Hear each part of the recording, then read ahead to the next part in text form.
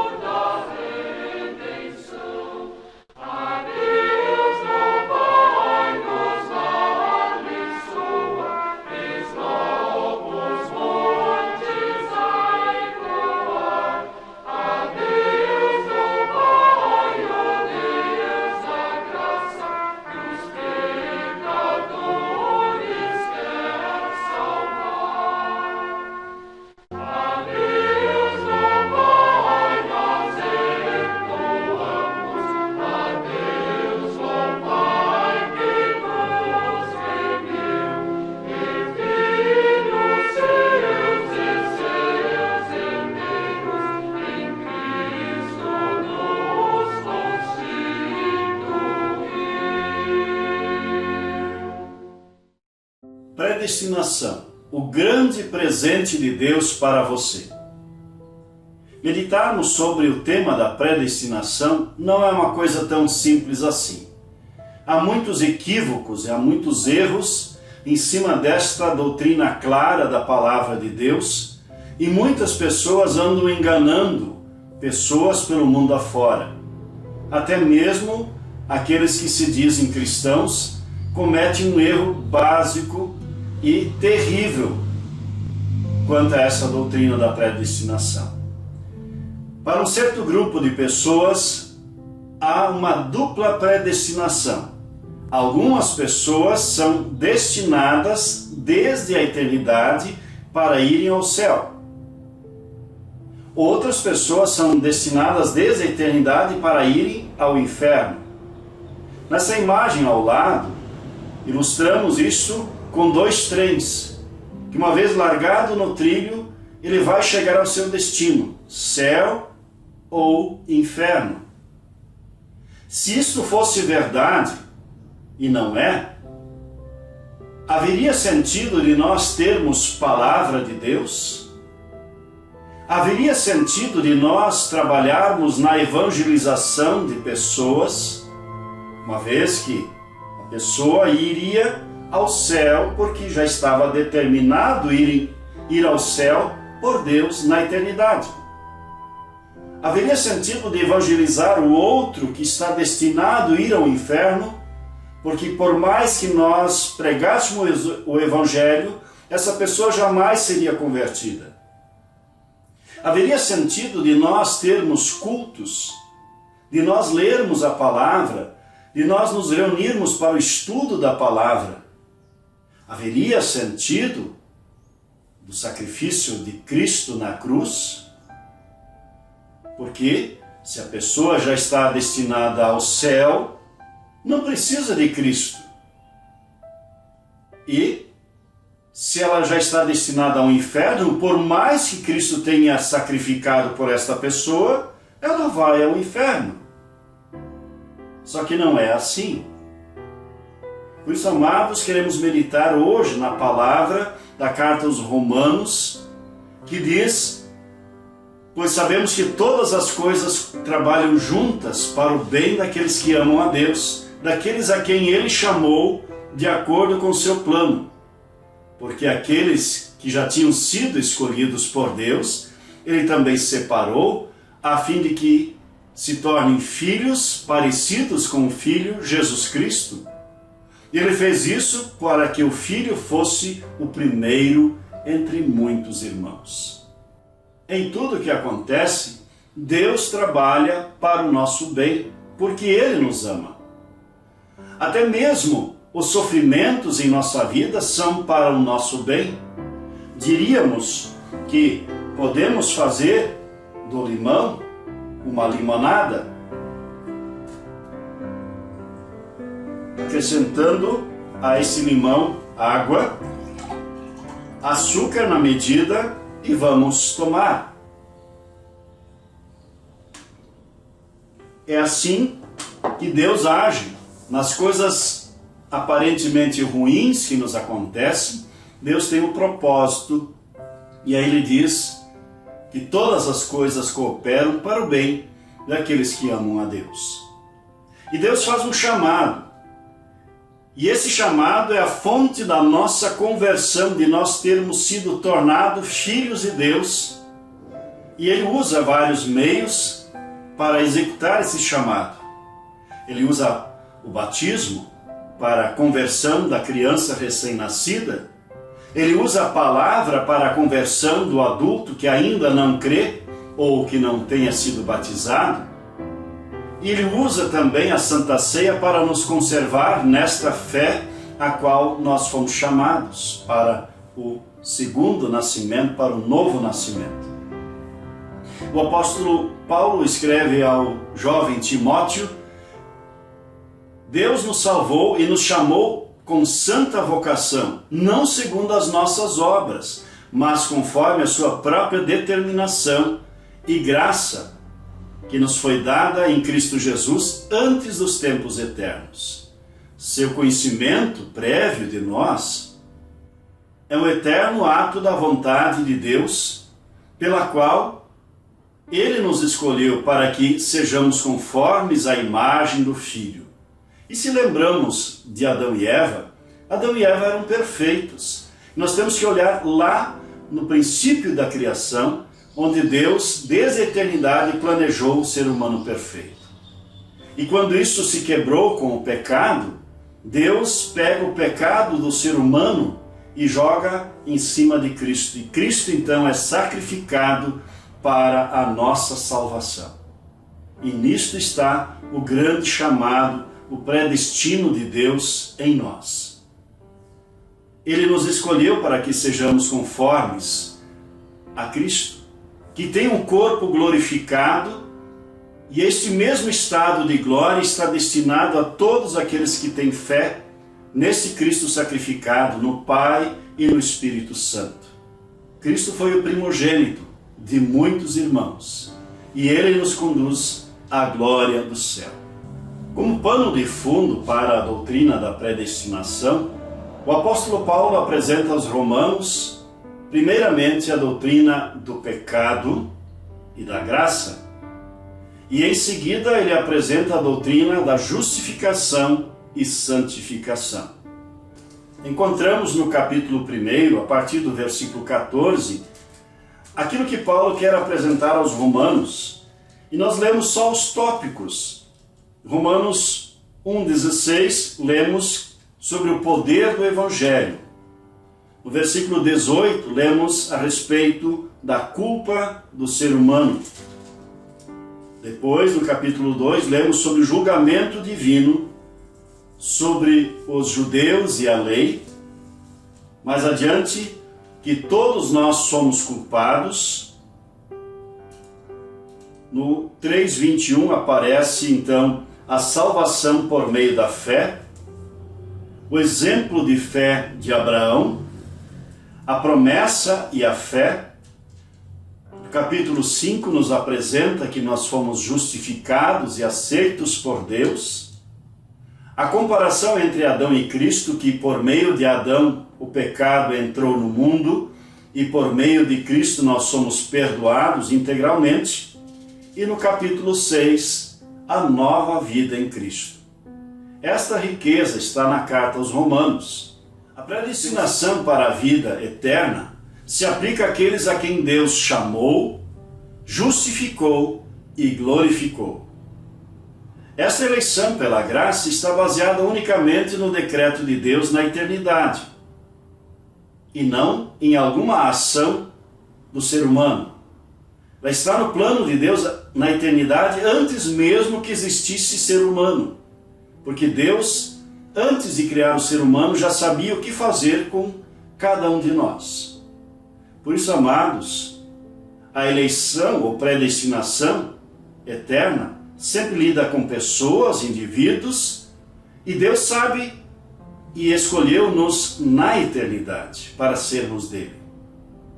Agora vem a pergunta: será que nós somos dele e existe um grupo que não é dele e não adianta nada nós usarmos a palavra? Pelo contrário, Deus quer a salvação de todos os seres humanos, todos, indistintamente. Cristo se sacrificou por todos, até mesmo aqueles que o negam, até o último instante de vida.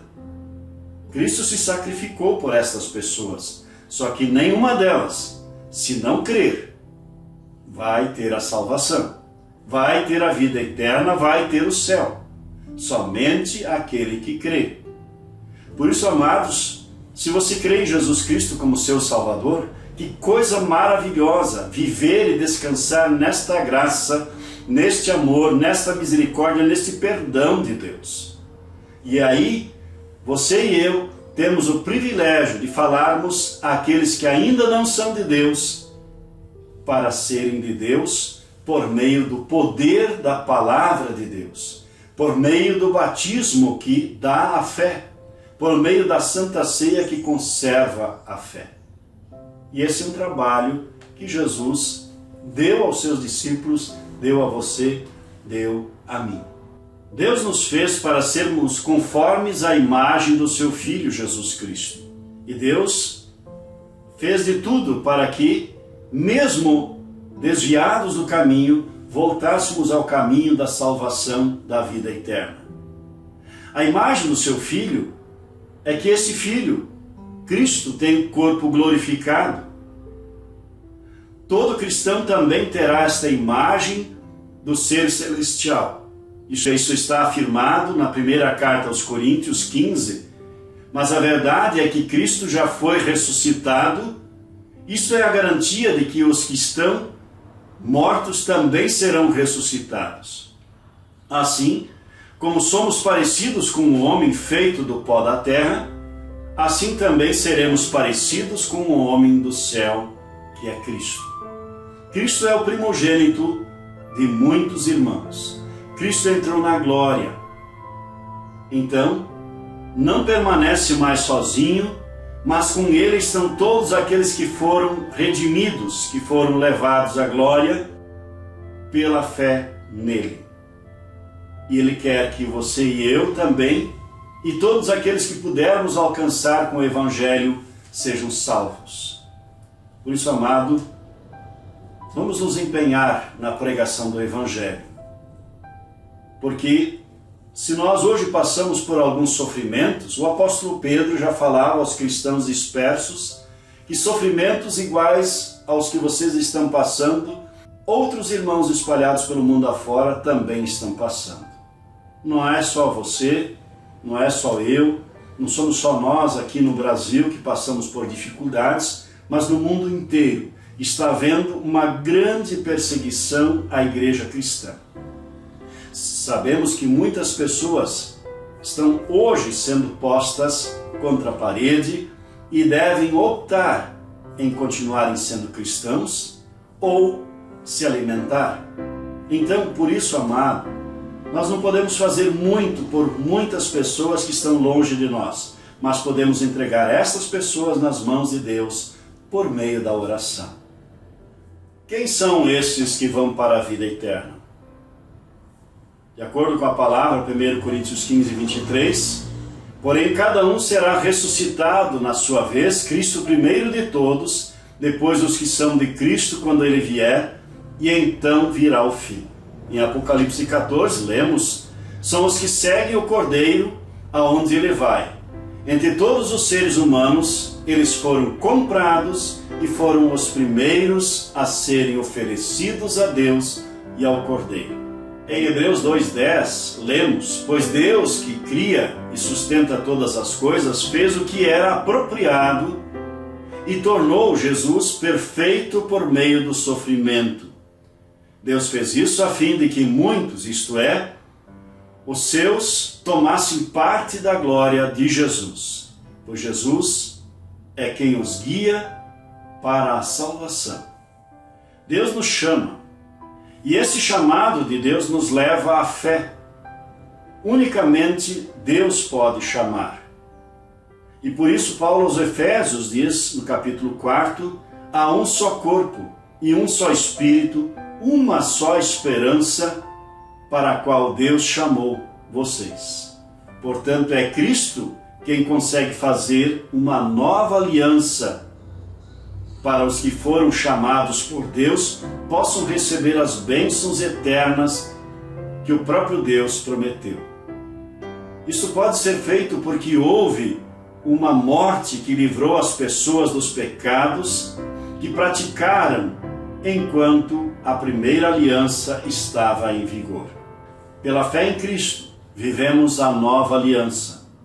Pela fé em Cristo, temos a perspectiva da eternidade garantida. Não é uma coisa que se remete ao futuro, mas hoje Deus nos qualifica como cidadãos do céu, aqui na terra. Cristo, Deus, Pai, Filho e Espírito Santo, nos mantém neste mundo, a fim de proclamarmos a salvação àqueles que ainda não são de Deus, aqueles que ainda estão no caminho errado, aqueles que ainda estão indo ao inferno. Por meio do nosso testemunho, muitos virão a crer. Deus chama e Deus também justifica, não só reúne, mas declara justos por meio de Cristo. Lemos em Romanos 5, agora que fomos aceitos por Deus, pela fé nele, temos com ele paz por meio de Jesus Cristo, nosso Senhor.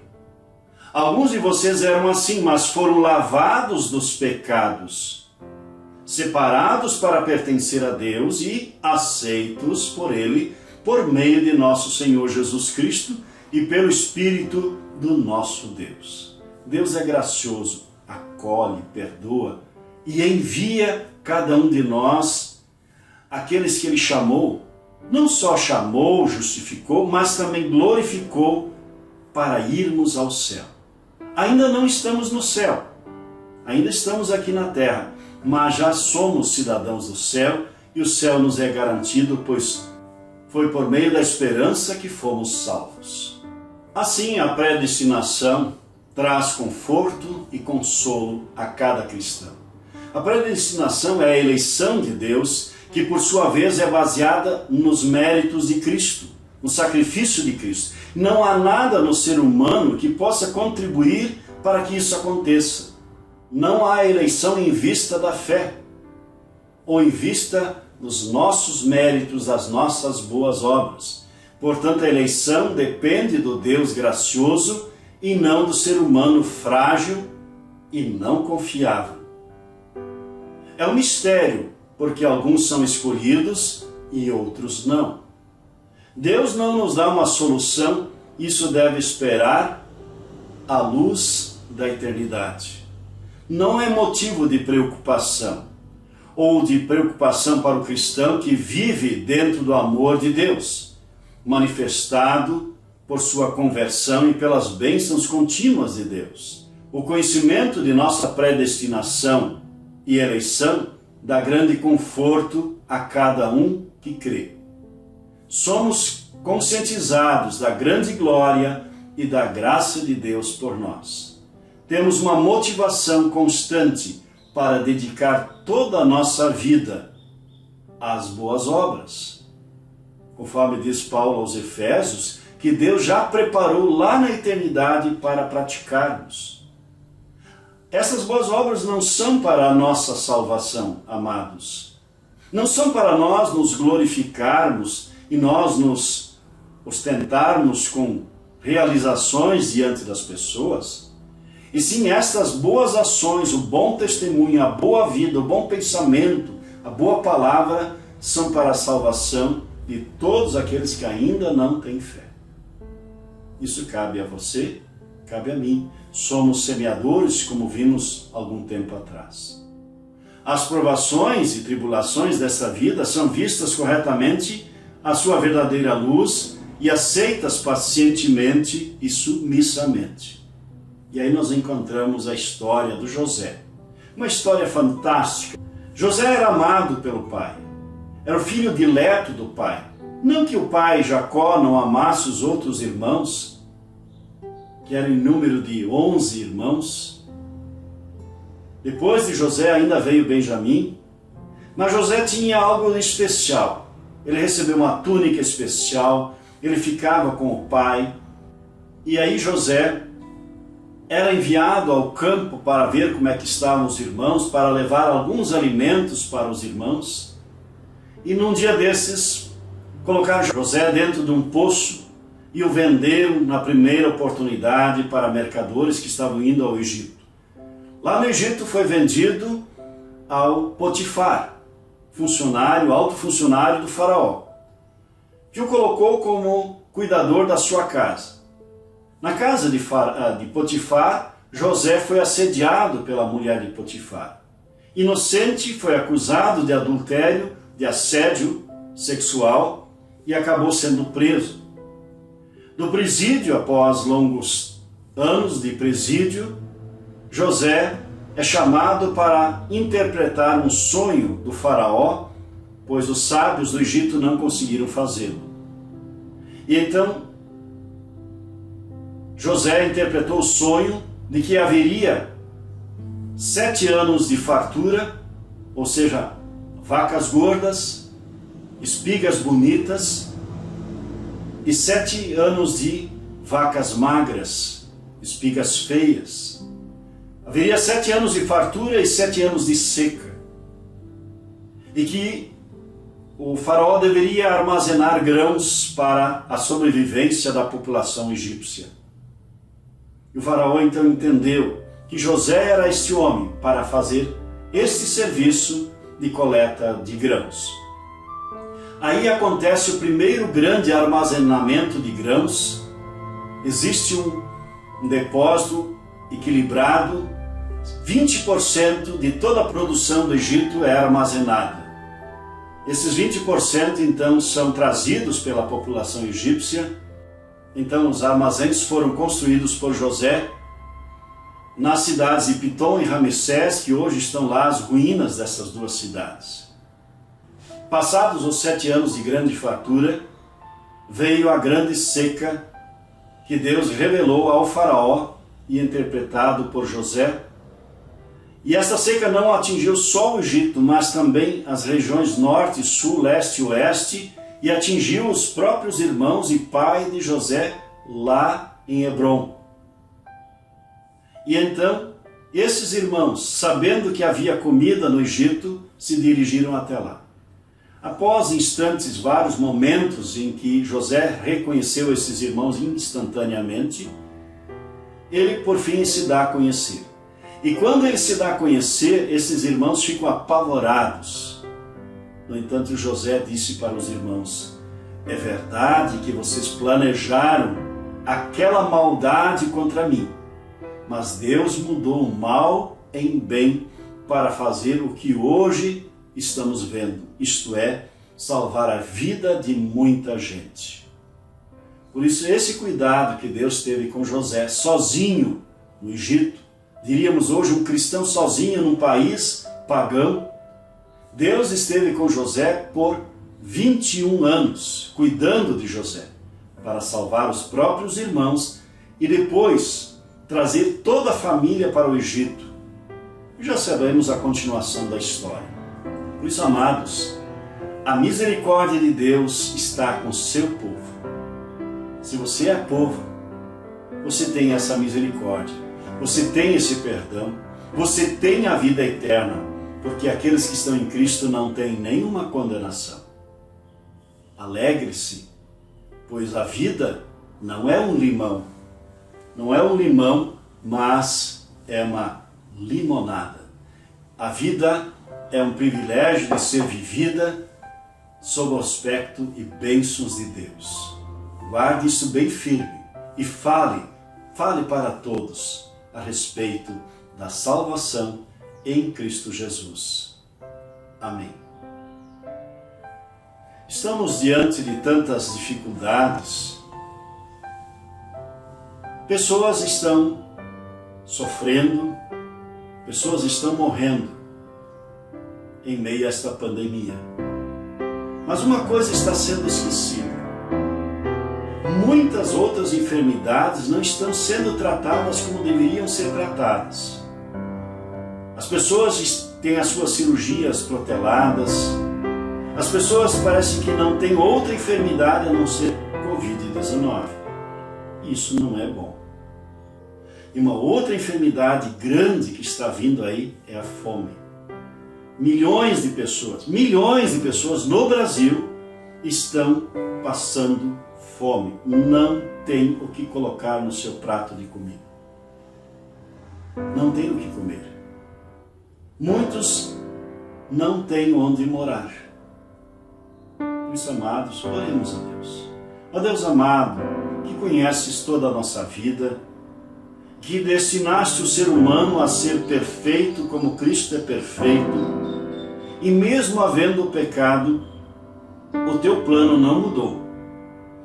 A tua predestinação de fazer o ser humano perfeito não mudou de forma nenhuma. Por isso, amado Deus, olha para o teu povo. Olha para todos aqueles que estão ouvindo o Evangelho para que sejam convertidos. E que ninguém se perca porque está rejeitando a Ti. Que ninguém se perca porque não quer crer em Ti.